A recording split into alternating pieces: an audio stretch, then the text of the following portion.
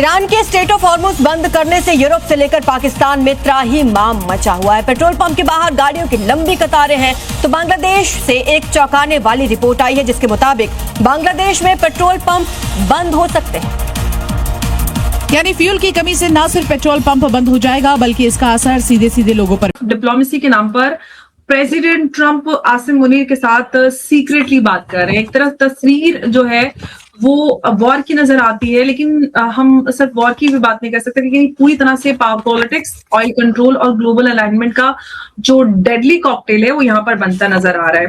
Pakistan the mediator को Iran ने एक बड़ा जबरदस्त मैसेज दिया है। If the Pakistanis know how to read it, भैया आपके सामने बहुत बड़ी वार्निंग रखी गई है।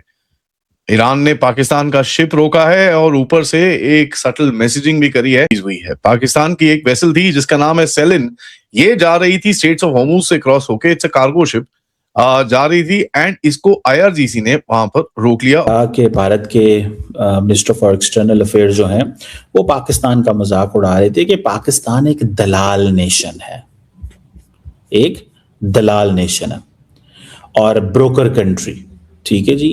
और इंडियन मीडिया सारे का सारा एक ही बात कर रही है जी, पाकिस्तान जो है वो दलाली करता है। जब ईरान ने पलटवार किया तो कतर के ऊपर बम गिरा, अब ये साउथ पार्स है, फिर उन्होंने यूएई को दोबारा निपटाया, एक बार फिर बम मारे, फिर मिसाइल मारी, फिर सऊदी अरब के ऊपर उन्होंने हमला कर दिया।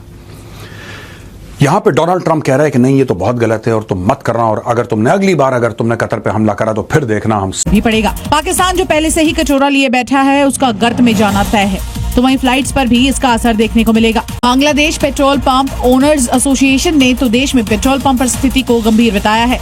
जय हिंद साथियों, पाकिस्तान ने यह कोशिश किया कि किसी भी तरीके से ईरान और अमेरिका के बीच में मध्यस्थता करवा दे, लेकिन अब इस बीच ये खबर आ रही है कि पाकिस्तान और बांग्लादेश दोनों की स्थिति गंभीर होती नजर आ रही है। स्टेट ऑफ हार्मुज बंद है, इसी चक्कर में बांग्लादेश का भी चक्का जाम है, वहाँ पर पेट्रोल शॉर्टेज होने पे है और पेट्रोल पंप पे लंबी भीड़ है।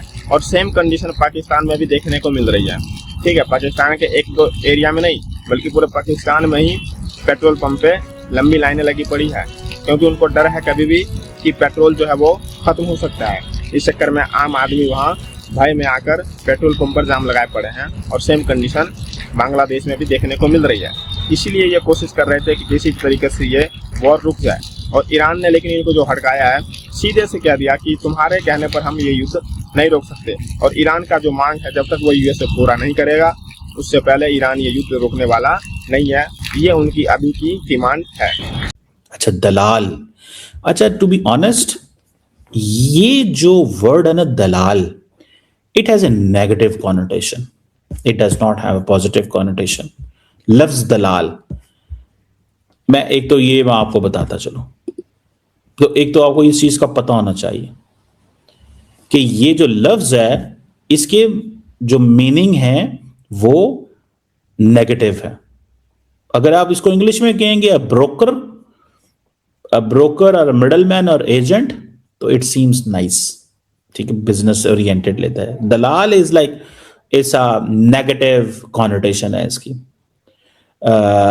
मैं ये समझता हूं कि ये जो लफ्ज इस्तेमाल किया गया है ये शायद प्राइम मिनिस्टर जो डॉक्टर जयशंकर साहब हैं उनके ऊपर सारी बात है। प्रेशर तो है ना, प्रेशर क्या है?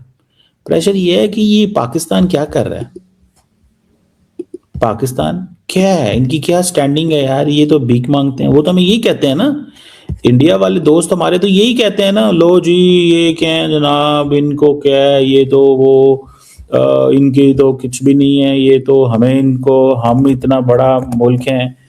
अब सवाल ये है कि इट्स नॉट अ क्वेश्चन कि इंडिया कितना बड़ा मुल्क है, क्वेश्चन ये है यहाँ आपकी जीडीपी क्या, इस चीज से फर्क नहीं पड़ता। फर्क किस चीज से पड़ता है, इस चीज को समझना चाहिए। फर्क ये पड़ता है कि आपके किधर कितने कॉन्टैक्ट्स हैं, कितनी दोस्ती है। अब फॉर एग्जांपल इंडिया के अंदर अब सवाल ये पैदा है कि भाई ये क्या चल रहा है, पाकिस्तान को क्यों स्पेस मिल रही है, ये इस वक्त क्वेश्चन है ना। पाकिस्तान के पास क्या पॉलिटिकल कैपिटल है, क्या मिलिट्री है, क्या स्ट्रेटेजिक कैपिटल है, मतलब क्या है, ये कौन मुल्क है, ये इनके पास कुछ भी नहीं है। अब ये सिनेरियो ये पेश कर रहे हैं, तो मुझे ऐसा लगता है कि doctor Jaishankar obviously good diplomat, हमने हमेशा उनकी बड़ी इज्जत की है, बड़ा और बोला कि साहब आपके पास ऑथराइजेशन नहीं है, आप प्रोटोकॉल का वायोलेशन कर रहे हो, एंड बड़ा क्लियरली ये बोला गया कि भैया आप वापस चले जाइए, इससे पहले हम आपके ऊपर भी एक ड्रोन या मिसाइल मार दें। तो पाकिस्तानी वहां पर डर के वापस चले गए। लेकिन इस ट्वीट के बारे इसके बारे में एक ट्वीट आता है, ठीक है, एक ट्वीट आता है बड़ी interestingly Iranian embassy in Kabul से, ठीक है, पाकिस्तान में इस्लामाबाद की एम्बेसी से नहीं आता, वो आता है काबुल की एम्बेसी के अंदर। और ये कोई रैंडम चीज नहीं है, इसको थोड़ा ध्यान से आपको देखना पड़ेगा। ये पेपर वर्क आप बोल सकते हो, दिस इज यार, ये बड़ा एक इंटरेस्टिंग सा मैसेज दिया गया है पाकिस्तानियों को। देखो यार, ऐसा है, take a side and we'll have you for dinner, ठीक है। पाकिस्तान को बड़ा क्लियरली ये चीज बोली गई है कि साहब आप साइड सूट नहीं ले सकते, you will have a major problem अगर आप साइड लेते हो। नाउ काबुल के तरफ से ये ट्वीट आना ये बड़ा इंटरेस्टिंग है, जहां पर एक पाकिस्तान को भी एक मैसेजिंग करी गई है कि साहब ऐसा है, आपको क्या लगता है इधर पे जो आप स्ट्रेट में घूम रहे हो, ऊपर नीचे शिप्स लेके जा रहे हो, अपनी फटी पुरानी नेवी तो आपने भेज दी, कोई बात नहीं, लेकिन मैं भी बहुत तंग कर सकता हूं आपको। एंड ऊपर से काबुल में बैठ के ये मैसेजिंग करना, जहां तक कि ईरान का जो हैंडल इस्लामाबाद के अंदर है, वो तो नेगोशिएशंस के बारे में बात कर रहा है, उनके एम्बेसडर के बारे में डिटेल्स दे रहा है कि नहीं हो रहे हैं, नहीं हो रहे हैं, हो रहा है, नहीं हो रहा, all that stuff is happening. वहां पर कोई ऐसा ट्वीट नहीं आता, काबुल में आता है, जहां पर पाकिस्तान का अफगानिस्तान का थिएटर को भी एक्टिवेट किया गया है। That is very important for us to understand कि ये जो ट्वीट काबुल से आया है, this is not just a random thing, this is come for a particular reason.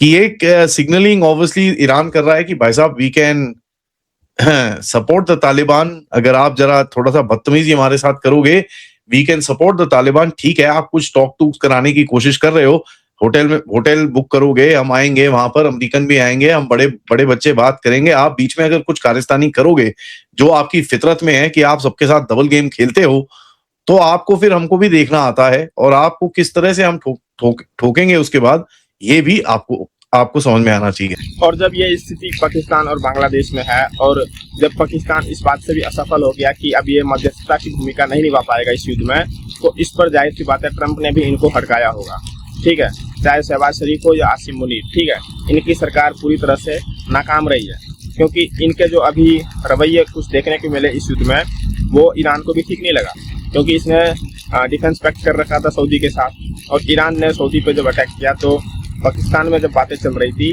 कि किसी भी तरीके से ये ईरान के अगेंस्ट जो है अपना सेना भेजेगा, लेकिन ये चुप रह गया, क्योंकि पता है कि अभी हार्मुज जो है ईरान के कब्जे में, अगर वो पाकिस्तान की सारी जहाज रोक देगा तो क्या होगा, इसलिए ये ऐसा कुछ करने से रहा, और उसके बावजूद ईरान ने इनका एक भी जहाज छोड़ा नहीं, ठीक है, इक्का दुक्का आने दिया, वो भी पैसे लेकर, ठीक है। तो ऐसी एक स्थिति में पाकिस्तान और बांग्लादेश दोनों जो है त्राहिमाम करते हुए नजर आ रहे हैं, लेकिन खैर अभी इनका कोई गुजारा होने वाला है नहीं जब तक ये युद्ध रुक ना जाए।